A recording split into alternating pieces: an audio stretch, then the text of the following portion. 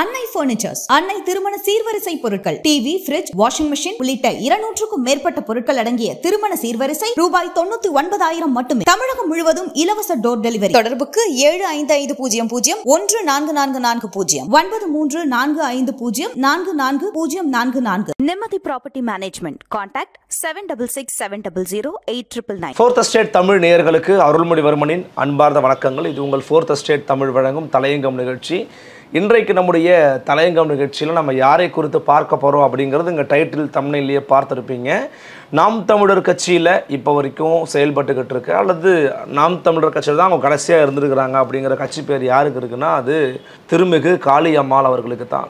So Kaliammal அவர்கள் குறித்தான இன்றைய இந்த டாக் ஆஃப் த டவுன் அப்படின்னு எப்படி மாறி இருக்கிறாங்கன்னு பார்த்தோம் அப்படின்னா, ப்ரெஸ் மீட்டில் திரு சீமான் அவர்கள்ட்ட ஒரு கேள்வி கேட்குறாங்க. அதற்கு ஒரு பத்திரிகை காரணமாக இருந்திருக்குது.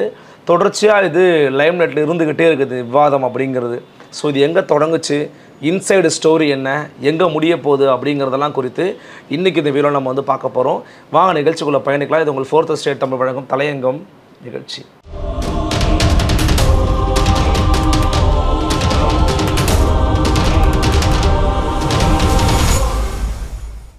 காளியம்மாள் இந்த பேரை கேட்டவுடன் எல்லாருக்கும் ஞாபகம் வர்றது என்னென்னு பார்த்தீங்கன்னா, அவங்களுடைய ரொம்ப தீவிரமான பேச்சாற்றல், ஒரு மாஸ் க்ரௌடை எப்படி கவர் பண்ணணும் அப்படிங்கிறதுக்கான அந்த அணுகுமுறை, ஒரு விவாத மேடையாக இருந்துச்சு அப்படின்னா அந்த விவாத மேடையில் நம்ம எப்படி தனித்துவமாக நிற்கணும் அப்படிங்கிறத காண்பிக்கிற ஒரு விஷயம். இது எல்லாத்துக்குமே அடிப்படையாக அவங்களுக்கு நாம் தமிழர் கட்சிங்கிற ஒரு களம் வந்து அமைந்தது. அதை நல்லா பயன்படுத்தி தன்னையும் வந்து வளர்த்துக்கிட்டாங்க. கட்சியும் வந்து அவங்க இருக்கிற இடத்துல ரொம்ப அதிகப்படியான வாக்குகளை வாங்கி நாம் தமிழர் கட்சிக்கும் வந்து ஒரு பெயரையும் ஒரு விஷயத்தையும் வந்து ஒரு சிறப்பையும் வந்து உருவாக்கி வச்சிருக்கிறாங்க. அண்மை காலமாக வந்து பார்த்தோம்னா காளியம்மாள் அவர்கள் நாம் தமிழர் கட்சியில் நீடிக்க போகிறாங்களா இல்லையா அப்படிங்கிற மாதிரியான பேச்சுகள் வந்து எழ ஆரம்பிச்சது. பட் இதனுடைய துவக்க புள்ளி என்ன அப்படிங்கிறத நம்ம பார்ப்போம். அதன் பிறகு எண்டு இப்போ எங்கே போய் முடிய போகிறார் அல்லது எங்கே போய் அவருடைய இன்னொரு விஷயத்தை தொடங்க போகிறார் அப்படிங்கிற மாதிரி விஷயத்தை நம்ம வந்து பார்க்கலாம். ஸோ இப்போது இது எங்கேருந்து ஆரம்பிச்சது அப்படின்னா நம்ம எல்லாருக்குமே தெரியும். கடந்த சில மாதங்களுக்கு முன்பாக நாம் தமிழர் கட்சியோட நிர்வாகிகளுடைய மொபைல் ஃபோன்ஸ் வந்து காவல்துறையால் பறிக்கப்பட்டுச்சு. ஸோ அதன் பிறகு அது ஊடகத்தில் இயங்கக்கூடிய டிஜிட்டல் அடியாட்கள் கையில் வந்து ஒப்படைக்கப்படுது. அதன் மூலமாக எங்களுடைய கட்சியினருடைய ஆடியோக்கள் வெளியாகிறது அப்படிங்கிற குற்றச்சாட்டை தொடர்ச்சியாக நாம் தமிழர் கட்சியினர் வந்து முன் வச்சிருந்தாங்க. அப்படியாக அந்த வழியாக வெளியான ஒரு ஆடியோ தான் வந்து பார்த்தீங்கன்னா காளியம்மாள் குறித்து திரு சீமான் அவர்கள் பேசக்கூடிய ஒரு ஆடியோ. அது ரொம்ப ஒரு டக்குன்னு முடியக்கூடிய ஒரு ஆடியோ. அவங்கள வந்து அவர் இவங்களும் வெளியே போயிடுவாங்க, இன்னும் இவங்க தான் இருக்கிறாங்க அப்படிங்கிற மாதிரி சொன்ன ஒரு வார்த்தை, பிசருன்னு சொன்ன ஒரு வார்த்தை அது வெளியானது. அது வெளியான பிறகு அவர்களுக்கு இடையில் ஒரு பேச்சுவார்த்தை நடந்ததாக கட்சிக்காரங்க சொல்கிறாங்க. அதன் பிறகு சில நாட்களில் அல்லது சில மாதங்கள்லையோ சில வாரங்கள்லையோ ஏன் அப்படி சொன்னாருங்கிறதுக்கான ஒரு காரணத்தோட திரு சீமான் சொல்லக்கூடிய, அதுவும் யாருக்கும் அனுப்பின ஒரு வாட்ஸ்அப் உரையாடல், அதையும் அதாவது ஒரு கட்சிக்குள்ளே நடக்கக்கூடிய ஒரு உரையாடல் அப்படிங்கிறத பொதுவெளிக்கு வேறு யார் மூலமாகவோ, கட்சியில் இருக்கிறவங்க மூலமாக இல்லாமல் மற்ற நபர்கள் மூலமாக வந்து அது பொதுவெளிக்கு வைக்கப்படுகிறது. அதுவும் கட்சிக்குள்ள சர்ச்சையாக மாறி இருக்கிறது. திருமிகு காளியம்மாள் அவர்களுக்கு மிக கடுமையான மன உளைச்சல் இதன் மூலமாக உள்ளானதாக நம்மளால கட்சியில் இருக்கிறவங்க சொல்லியும் கேட்க முடிகிறது. அதே போல அவருடைய செயல்பாடுகள் மூலமாகவும் உணர்ந்து கொள்ள முடிகிறது. இது வந்து ஒரு பக்கம் நடந்துகிட்டே இருந்துச்சு. அதன் பிறகு நடந்த சம்பவங்கள்ல பார்த்தோம் அப்படின்னா, ஒரு இடத்துல வள்ளுவர் கோட்டம் நினைக்கிறேன், ஐ திங்க் ஸோ, வள்ளுவர் கோட்டமா இருக்க வாய்ப்புகள் நிரம்ப இருக்குது. அங்க நாம் தமிழர் கட்சியினுடைய தலைமை ஒருங்கிணைப்பாளர் திரு சீமான் அவர்கள் பேசுகிற பொழுது என்ன சொன்னார் அப்படின்னா, நாங்க வந்து உசுரும்போம், நாங்க வந்து மசுரும்போம், அப்புறம் உசுரும்போம், உங்களுக்கு என்ன அப்படின்னு உடைத்து தன்னுடைய எதிரிகளை நோக்கி அவர் பேசிய பொழுது, ஓகே அப்ப ப்ராப்ளம் சால்வ் ஆயிருக்கு போல இருக்குது. அப்போ அவங்களுக்குள்ள ஒரு பேச்சுவார்த்தை நடந்திருக்கிறது. அப்புறமா அவங்க ஒன்னாயிட்டாங்க, எதுவும் பிரச்சனை கிடையாது கட்சிக்குள்ள போல அப்படிங்கிற மாதிரியான ஒரு பொது தோற்றத்தை வந்து திரு சீமான் அவருடைய பேச்சு அப்படிங்கிறது உருவாக்கி இருந்தது. கட்சி வட்டாரத்திலையும் என்ன சொன்னாங்க, அதாவது அவங்க மத்தியில பொதுவான பத்திரிகையாளர்கிட்ட ஷேர் பண்ணியிருந்தாங்கன்னு பார்த்தோம்னா, எதுவும் பிரச்சனைலாம் இல்லைங்க, பிரச்சனைலாம் சால்வ் ஆயிடுச்சுங்க அப்படிங்கிற மாதிரியான ஒரு போக்கு அப்படிங்கிறது நீடித்த வண்ணமே இருந்துச்சு. அதன் பிறகான காலகட்டங்கள் அப்படிங்கிறது நம்ம ரொம்ப முக்கியமாக கவனிக்கணும். குறிப்பாக பார்த்தோம் அப்படின்னா, நாம் தமிழர் கட்சியின் சார்பாக நடத்தப்பட்ட ரொம்ப ஒரு முக்கியமான நிகழ்வு என்னன்னா, அவங்க அந்த மாவீரர் நாளை கொண்டாடுவாங்க. அந்த மாவீரர் நாள் கொண்டாடுறதுல வந்து பார்த்தீங்கன்னா காளியம்மாள் அவர்களும் பேசியிருந்தாங்க. அப்போ அவங்க அந்த கட்சியினுடைய கூட்டத்தில் காளியம்மாள் அவர்கள் பேசுகிற பொழுது அவங்க வந்து திரு சீமானும் வந்து சில நிமிடங்கள் சந்தித்த நம்ம அண்ணனே அப்படிங்கிற மாதிரி வந்து ஒரு வார்த்தையை வந்து ஒரு விஷயத்தை வந்து விட்டுருப்பாங்க. அதற்கு அதே மேடையில் திரு சீமான் அவர்கள் ஒரு விளக்கத்தையும் வந்து கொடுத்துருப்பார். அப்போது அந்த விஷயமும் வந்து கட்சிக்குள்ளே ஒரு சர்ச்சையையும் ஒரு டாக் ஆஃப் த டாப்பிக்காக வந்து கிரியேட் ஆகிருக்குது. வெகுஜன ஊடகங்களில் பெரிய மெயின் ஸ்ட்ரீமில் ஊடகங்களில் பேசப்பட பொருளாக மாறாட்டியுமே கூட நாம் தமிழர் எதிர்ப்பு ஊடகங்கள் அல்லது நாம் சீமானை எதிர்க்கக்கூடிய சீமானை கிரிட்டிசைஸ் பண்ணக்கூடிய தொடர்ச்சியான ஊடகங்கள் வந்து அதை கையில் எடுத்து பேச ஆரம்பித்தாங்க. காளியம்மாளே சொல்லியிருக்கிறாங்க அப்படின்னு பேச ஆரம்பித்தாங்க.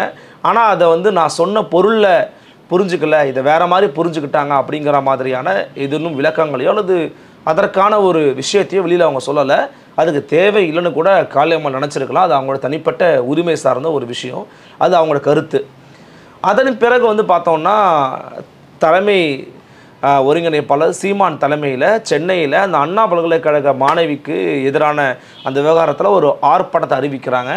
அங்கேயும் நிறைய பேர் மண்டபத்தில் கைதாகிறாங்க. அப்போது அவங்க மண்டபத்துக்கு வந்து பார்த்துட்டு போகிறாங்க அப்படிங்கிற ஒரு செய்தியும் வந்து வெளியானது. ஸோ இதன் பிறகு வந்து பார்த்தீங்கன்னா தலைமையிலிருந்து, அதாவது நாம் தமிழர் கட்சியின் தலைமைக்கும் காளியம்மாள் அவர்களுக்கும் என்ன போய்கிட்டு இருக்கு, என்ன மாதிரி ஒரு ரிலேஷன்ஷிப்பில் இருக்கிறாங்க, கட்சிக்குள்ளே தான் இருக்கிறாங்களா அப்படிங்கிற மாதிரியான ஒரு மெல்லிய பேச்சு தான் இருந்துச்சே தவிர ரொம்ப தீவிரமாக எதுவும் இல்லை.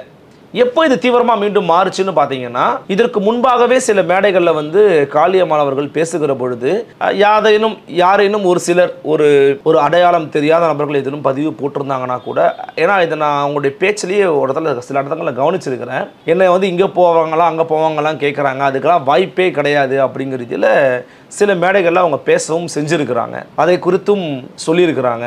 ஆனால் அண்மை காலங்களில் மெயின் ஸ்ட்ரீம் மீடியாக்களாக கருதப்படக்கூடிய மிக முக்கியமான தேசிய ஊடகங்களோ அல்லது மற்ற ஊடகங்கள்லையோ அவருடைய பெயரையும் புகைப்படத்தையும் பயன்படுத்தியே வெளிப்படையாக இந்த கட்சியில் போய் ஜாயின் பண்ண போகிறாங்க அப்படின்னு போட்டாலுமே கூட அதை குறித்து அது வதந்தி, அது பொய்யான செய்தி, நாம் தமிழர் கட்சியில் தான் நீடிக்கிறேன் அப்படிங்கிற மாதிரியான ஸ்டேட்மெண்ட்டை எங்கேயும் அவங்க வெளியில் பதிவிட்ட மாதிரியான தகவல்களே நமக்கு வந்து கிடைக்கல. அதே போல் நானும் ஒரு முறை வந்து அவங்கள்ட்ட தொடர்பு கொண்டு வந்து நான் பேசியிருந்தேன்.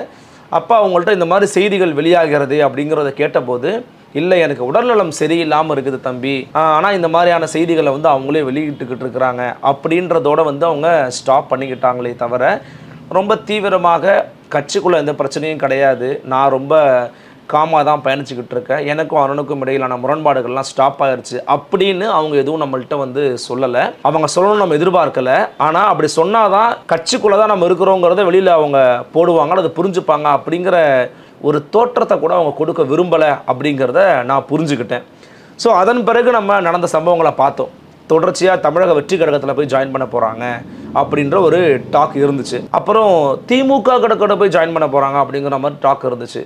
ஏன் அதிமுக கூட போவாங்கப்பா அப்படிங்கிற மாதிரி பலவிதமான வாசல்களை பிஜேபி தவிர்த்து எல்லா விதமான வாசலையும் திறந்து வச்சுருந்தாங்க. இப்போ இன்னைக்கு ஏன் அது வந்து பர்ஸ்ட் ஆயிருக்குது அப்படின்னு பார்த்தோம் அப்படின்னா, திமுகவினுடைய முகமாக அறியப்படக்கூடிய அமைச்சர் அனிதா ராதாகிருஷ்ணனுடைய பங்கெடுக்கக்கூடிய ஒரு நிகழ்ச்சி. அந்த நிகழ்ச்சியில் அவர் பங்கெடுக்கிறாரு, பேராசிரியர் கான்ஸ்டன்டைன் ரவீந்திரன் பங்கெடுக்கிறாங்க, திமுகவினுடைய முகம்.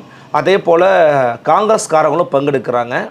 அதில் பங்கெடுக்கக்கூடிய திருமிகு காளியம்மாள் அவர்கள் அவருடைய பெயருக்கு கீழே சமூக செயற்பாட்டாளர்னு போட்டிருக்கிறாங்க. அதுதான் இப்போ வந்து பேசப்படுறதெல்லாம் மீண்டும் மாறி இருக்கு. ஸோ இதையே சமூக செயற்பாட்டாளர்னு போட்டாங்கன்னு கேட்கும்போது கூட அவங்க பேசின ஒரு ஆடியோவை ஒரு ஊடகம் வெளியிட்டு இருந்தாங்க. அந்த ஆடியோவை கேட்கும்போது என்ன கேட்டுட்டு இருந்தாங்க, நான் என்னென்னு சொல்கிறதுக்குள்ளே போட்டாங்க அப்படின்னு வந்து ஒரு வார்த்தை முன்வைக்கிறாங்க.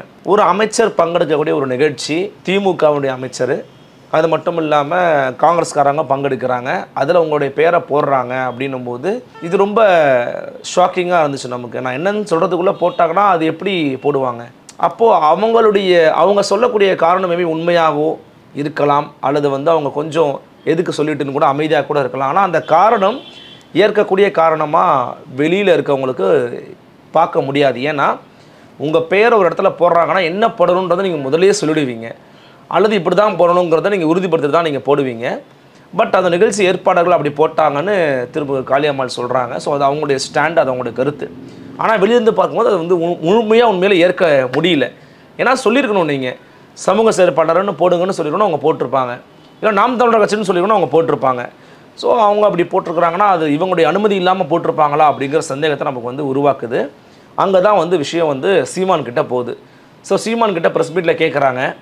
அவர் ரொம்ப யதார்த்தமாக ரொம்ப கூலாக ஒரு ஆன்சர் பண்ணுறாரு.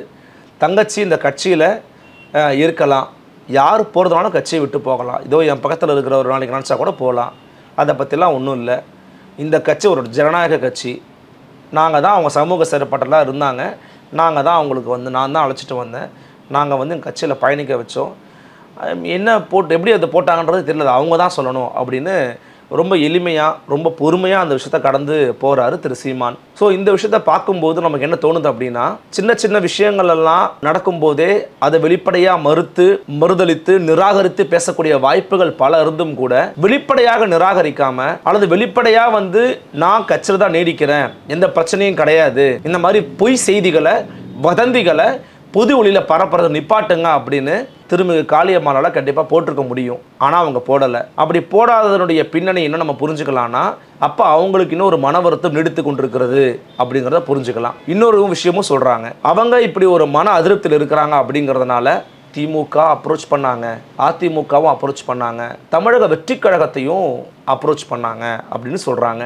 குறிப்பாக தாவேகாவில் அவருடைய தலைவரான விஜய்க்கு நெருக்கமான ஒரு நண்பர், இயக்குனர், நடிகர் ஒருத்தரை வச்சு தான் இவங்க விஜய் தரப்பினரை மீட் பண்ணாங்க அப்படின்னு மிக முக்கியமான பத்திரிகையாளர்கள் சொல்கிறாங்க. அப்படி விஜய் தரப்பை மீட் பண்ண விஷயம் சீமானுக்கு தெரிந்து விட்டது அப்படின்ன பிறகும் கொஞ்சம் இடைவெளி அதிகமாகி இருக்க வாய்ப்பு இருக்குன்னு பத்திரிகையாளர்கள் தரப்பு கூறுகிறது. குறிப்பாக திமுகவினுடைய அமைச்சராக திகழக்கூடிய ஒரு முக்கியமான ஒரு அமைச்சர், திருச்சியை சேர்ந்த ஒருத்தரையும் மீட் பண்ணியிருக்கிறாங்க. அது ஒரு பொது நிகழ்ச்சியாக கூட இருந்திருக்கலாம், ஆனால் அவங்களையும் மீட் பண்ணியிருக்கிறாங்க அப்படின்னு சொல்லும்போது தலைமைக்கும் காளியம்மாளுக்கும் இடையிலான அந்த இடைவெளி அப்படிங்கிறது ரொம்ப இடைவெளி அதிகமாக அது ஃப்ரீஸ் ஆகுது அப்படின்னு சொல்கிறாங்க. அதன் பிறகுதான் இந்த நிகழ்ச்சி ஏற்பாட்டில் இவங்களுடைய பெயர் சமூக செயற்பாளர்னு போடப்படுகிறது. அதை தலைமையும் இன்னைக்கு வெளியில் பொதுவெளியில் அவங்க இருந்தாலும் இருக்கலாம், நீடிக்கலாம், என் தங்கச்சிக்கு சுதந்திரம் உண்டு அப்படின்னு பேசியிருக்கிறது. இப்போ கடைசியாக டெசிஷன் மேக்கிங் யார்கிட்ட இருக்குன்னா காளியம்மாள் கிட்ட தான் இருக்குது அப்படிங்கிறது ரொம்ப தெளிவாக தெரியுது. ஸோ இது அடிப்படையாக வச்சு பார்க்கும்போது ஏதோ ஒரு வகையில் அவங்களுக்கு கட்சிக்குள்ளே பேசின ஒரு ஆடியோ வெளியான பிறகு ஏற்பட்ட சம்பவங்கள், அதன் பிறகு அவங்களுக்கு இடையில் ஏற்பட்டிருக்கக்கூடிய உரையாடல்கள், அதன் பிறகு நடந்திருக்கக்கூடிய சம்பவங்கள், இதெல்லாம் வச்சு நமக்கு பார்க்கும்போது ஒரு முடிவை நோக்கி நகர்ந்து கொண்டிருந்த சம்பவம் மீண்டும் ஒரு இடைவெளியை நோக்கி போயிருக்கு அப்படிங்கிறத புரிஞ்சுக்க முடியுது. கட்சிக்காரங்க மத்தியிலேயோ அல்லது மற்றவர்கள் மத்தியிலேயோ அவங்களுடைய பதிவுகளையோ மற்றவர்களுடைய பேச்சையோ பார்க்கும்போது எங்கள் அண்ணன் தாங்க கட்சி, இவர் தாங்க முகம் அப்படின்னு சொல்கிற ஒரு போக்கும் இருக்குது. கட்சியை விட்டு வெளியே போனவங்க அப்படி ஒன்றும் கிடையாது, அவர் முகமாக இருந்தாலும் எங்களுடைய களப்பணியும் இருக்குது அப்படின்னு சொல்லக்கூடிய ஒரு போக்கும் இருக்குது. எது உண்மை, அதை எதை கொண்டு போக போகிறாங்க அப்படிங்கிறத கட்சியின் தலைமை தான் முடிவு பண்ணணும். ஏன்னா தலைமைக்கு தான் அரவணைத்து கொண்டு போகக்கூடிய அந்த ஒரு வாய்ப்பே இருக்குது. அப்போ அவர் என்ன பண்ண போகிறாரு அப்படிங்கிறத நம்ம பார்க்கணும். ஆனால் வெளிப்படையாகவே அவர் தங்கச்சிக்கிட்ட தான் இது சொல்லணும், அவங்க தான் பதில் சொல்லணும் அப்படின்னு சொன்னதுனால காளியம்மாள் தான் இதுக்கான ஒரு விடையை சொல்லணும். ஆனால் அவங்க இப்போ வரைக்கும் வெளிப்படையாக எந்த ஆன்சர்ஸும் அவங்க வெளிப்படையாக பொது வெளியில் வைக்கலை அப்படிங்கிறத நம்ம பார்க்குறோம். இன்றைக்கி அவங்களுக்கு ரொம்ப நெருக்கமான ஒரு வாய்ப்பாக எதை சொல்கிறாங்கன்னா, நிச்சயமாக திமுக இல்லை, திமுக இவங்களை வெல்கம் பண்ண மாட்டாங்க. ஏன்னா இன்றைக்கி அவங்களோட டிமாண்ட் என்னவாக இருக்க வாய்ப்பு இருக்குன்னா, I should become an MLA, ஒரு எம்எல்ஏவாக நான் கண்டிப்பாக உருவாகணுன்ற ஒரு டிமாண்ட் நிச்சயமாக காளியம்மாள் கிட்ட இருக்க வாய்ப்பு இருக்குது. இது நம்முடைய கருத்து. ஏன் நம்ம சொல்கிறோம் அப்படின்னா, தொடர்ச்சியாக நீங்கள் ஒரு கருத்தியல் தளத்தில் பயணிச்சிட்டீங்க. திமுக தான் மீனவ சமூகத்தினுடைய இவ்வளவு ஈழ்நிலைக்கும் காரணம்னு பல மேடைகளை பேசிட்டீங்க, பிஜேபியை கிரிட்டிசைஸ் பண்ணி பேசிட்டீங்க. நீங்கள் அந்த சமூகத்தினுடைய பிரதிநிதியாக உருமாறு நிற்கிறீங்க, உங்களுக்கு ஒரு க்ரௌட் புல்லர் கெப்பாசிட்டி இருக்குது அப்படிங்கிறத நம்ம பார்க்குறோம். அப்படி இருக்கும்போது திமுகவில் போய் ஜாயின் பண்ணாங்கன்னா அது அந்த க்ரௌடோட சென்ஸையே ரொம்ப பாதிக்கும். அந்த ஓட் ட்ரான்ஸ்ஃபருங்கிறது நடக்காமல் போக வாய்ப்புகள் நிறைய இருக்குது. அப்போ அவங்களுடைய பெஸ்ட் ஆப்ஷனாக இருக்கிற இடமா எதை சொல்கிறாங்கன்னா தமிழக வெற்றி கழகத்தை தான் குறிப்பிடுறாங்க. ஸோ தாவேக்காவில் தான் போய் சேருவதற்கான வாய்ப்புகள் அவங்களுக்கு நிறைய இருக்கிறதா ஒரு தரப்பினர் தொடர்ச்சியாக பேசுகிறாங்க. அந்த விஜய் தரப்பினரை மீட் பண்ண விஷயம் தெரிஞ்ச பிறகு இங்கே கட்சிக்குள் இடைவெளி கொஞ்சம் அதிகமாகி இருப்பதாக ஒரு தகவலும் வெளியில் பேசப்பட்டு கொண்டிருக்கிறது. அந்த ஆடியோ சர்ச்சையில் ஆரம்பித்து அதன் பிறகு நடைபெற்ற, ஏன்னா பொதுவெளியில் திரு சீமான் பேசுனதுனால நம்ம அந்த முடிவுக்கு வரோம். ஒரு வேளை 2 பேருக்குள்ள சமரசம் உருவாகி இருக்குமோ அப்படின்னு ஒரு முடிவுக்கு வர்றது எங்கே வரோம் அப்படின்னா, திரு சீமான் பொதுவெளியில் பேசுகிறாரு, நாங்கள் நாளைக்கு உசுரும்போம், அப்படின்னும் போது ஓகே, அப்போ 2 பேருக்குள்ள ஒரு கம்யூனிகேஷன் நடந்திருக்குது போல இருக்குன்ற மாதிரியான ஒரு தோற்றம் நமக்கு வந்து கொடுக்கிறது. ஆனால் அதன் பிறகு நடக்கக்கூடிய சம்பவங்கள், அவங்க மாற்றுக் கட்சியினர் இவங்களோடு பேசுகிறாங்க. ஆனால் இந்த மாதிரி அதிருப்தியில் இருக்கிறவங்கள நோக்கி மாற்றுக் கட்சியினர் பேசுவதுங்கிறது ரொம்ப யதார்த்தமான ஒரு விஷயம் தாங்க. அதை நம்ம வந்து, ஆனால் அது எங்கே வந்து கட்சிக்கு தலைமைக்கு வந்து சண்டை வராது அல்லது ஒரு மாற்று முரண் வராதுன்னா, அது நிராகரிக்கிற போது, வெளிப்படையாக பேசி அதை வந்து உடைக்கிற போது அந்த முரண்பாடுகள் உருவாகாது. ஆனால் இங்கே அது நடக்காததுனால அந்த இடைவெளி வந்து அதிகமாக இருக்கிறது அப்படிங்கிறத வெளியிலேருந்து பார்க்குற நமக்கு வந்து புரிகிறது. ஸோ டெஃபினட்டாக காளியம்மாள் அவர்கள் இதற்கு மேலே அங்கே நீடிப்பதற்கான வாய்ப்புகள் ரொம்ப குறைவு அப்படின்னு தான் பொது வெளியில், பொது தளங்களில், ஊடகங்கள் மத்தியிலையும் பத்திரிகையாளர்கள் மத்தியிலையும் பேசுபட பொருளாக மாறி இருக்குது. இதை உடைக்க வேண்டும் அல்லது இதை ரொம்ப தவறான செய்தி அப்படின்னு சொல்லக்கூடிய இடத்துல காளியம்மாள் தான் இருக்கிறாங்க அப்படின்னு நேரடியாகவோ அல்லது மறைமுகமாகவோ திரு சீமானே சொல்லிட்டாரு. எனவே இனிமே முடிவு அப்படிங்கிறது காளியம்மாள் கையில் தான் இருக்குது. மூத்த பத்திரிகையாளர்கிட்ட பேசும்போது என்ன சொல்கிறாங்க, அல்லது திமுகவையும் தாவேகாவையும் நாம் தமிழர் ரொம்ப க்ளோஸாக வாட்ச் பண்ணக்கூடிய ஜேர்னலிஸ்ட்கள் என்ன சொல்கிறாங்கன்னு பார்த்தீங்கன்னா, முடிவெல்லாம் எடுத்தாச்சு அல்லது அழைப்பதற்கும் தயாராக இருக்கிறாங்க. பட் முடிவு அப்படிங்கிறது காளியம்மாள் கையில் தான் இருக்குது, அவங்க தான் அதை வந்து சொல்லணும் அப்படிங்கிற மாதிரி சொல்லியிருக்கிறாங்க. கிட்டத்தட்ட அதுக்கு இணையாக தான் இன்றைக்கி அவங்களுடைய ஆடியோவும் ஒரு பேட்டியும் கொடுத்துருந்தாங்க. நானே சொல்கிறேங்க, எதுவாக இருந்தாலும் நானே சொல்கிறேங்க அப்படிங்கிறாங்க. எதுவாக இருந்தாலும் நானே சொல்கிறேன் அப்படின்ற ஒரு வார்த்தை வருது அப்படின்னாலே அவங்க வேறு ஏதோ ஒரு மாற்று முடிவு எடுத்துருக்கிறாங்க அப்படிங்கிறத மறைமுகமாக உணர்த்துறாங்க, நம்ம புரிஞ்சுக்கலாம். ஸோ காளியம்மாள் அவர்கள் வெளியேறினாங்க அப்படின்னா அது நாம் தமிழர் கட்சிக்கு வந்து என்ன மாதிரியான விளைவுகளை ஏற்படுத்தும் அல்லது விஷயங்களை ஏற்படுத்துன்றது குறித்து நம்ம ரவீந்திரன் துரைசாமியோட நம்ம பேசியிருந்தோம், ஒரு பேட்டி எடுத்திருந்தோம். அவர் உட்பட நிறைய பேர்ட்ட நம்ம பேசியிருந்தோம். ஏன்னா ரவீந்திரன் துரைசாமி அவர்கள் அப்படின்னு நம்ம சொல்லிட்டோம்னாலே அவர் வந்து ஒரு பிஜேபி RSS பேக்கப்போடு அதை பேசுகிறாருன்ற ஒரு பார்வையும் கூட முன்வைக்கப்படலாம். மற்ற நபர்கள்ட்ட பேசும்போது ஏற்கனவே பல பேர் வெளியேறின அதே ஒரு ஃபோர்ஸாக தான் வந்து காளியம்மாளையும் கட்சிக்காரர்களே பார்ப்பாங்க. பொது வெளியில் அது வந்து பேசப்படலாம், பேசப்பட பொருளாக மாறலாம், ஆனால் கட்சிக்கு அது எந்த பாதிப்பும் ஏற்படுத்தாதுங்க அப்படின்னு கட்சிக்காரங்க சொல்கிறாங்க. சில மூத்த பத்திரிகையாளர்கள் அது ஒரு பாதிப்பு தான், அது ஒரு பின்னடைவு தான் சொல்கிறாங்க. மற்றும் சிலர் அவர் சேரப்போகிற கட்சிக்கு அது பெனிஃபிட்டாக மாறும் அப்படின்னு சொல்கிறாங்க. ஸோ எது போன்ற விளைவுகள் ஏற்பட போகிறது அப்படிங்கிறத காலம்தான் சொல்ல போகிறது. பொறுத்திருந்து பார்க்கலாம் என்ன நடக்கப் போகிறது அப்படின்னு. இதை பற்றி உங்களுடைய எண்ணங்களை கமெண்ட் செக்ஷனில் பதிவு பண்ணுங்கள். மற்றும் ஒரு தலையங்கம் செய்து சந்திக்கிறேன். நன்றி, வணக்கம்.